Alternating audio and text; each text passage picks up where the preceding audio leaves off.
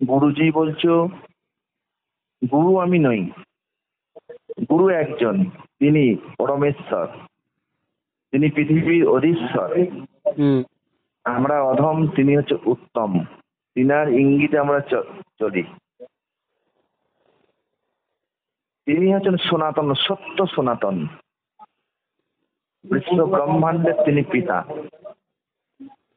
তিনার প্রত্যেকটি কথা তিনি যা বলে গেছেন, আমরা যদি অক্ষরে অক্ষরে পালন করতে পারি আমরা মহান হয়ে যাব, তিনার মতন হয়ে যাব।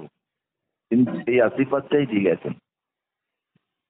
কিন্তু আমরা এমন মানব জীব, এত উচ্ছৃঙ্খল জীব, হুম যার জন্য পৃথিবীতে আমরা এই সনাতনী ধর্মের দীক্ষিত হয়ে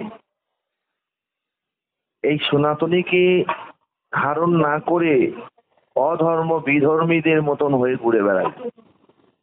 তার জন্য আমার গুরুদেব বলেছেন, আমার গৌর হরি বলেছেন, শ্রী চৈতন্য মহাপ্রভু বলেছেন যে পৃথিবীতে কলি যুগ, এই কলি যুগে প্রত্যেকটা মানব বহু পাপ কর্মে রত হবে।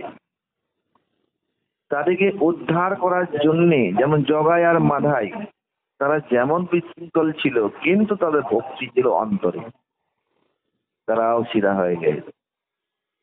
তেমনি আমাদেরকে উচিত শিক্ষা দেওয়ার জন্যে এবং ভগবানের স্বরূপ হওয়ার জন্যে, ভগবানের শরণাপন্ন হওয়ার জন্যে প্রত্যেকটা জীবের দ্বারে দ্বারে তিনি চৈতন্য মহাপ্রভু তিনি হাত দুটো ধরে বলেছেন,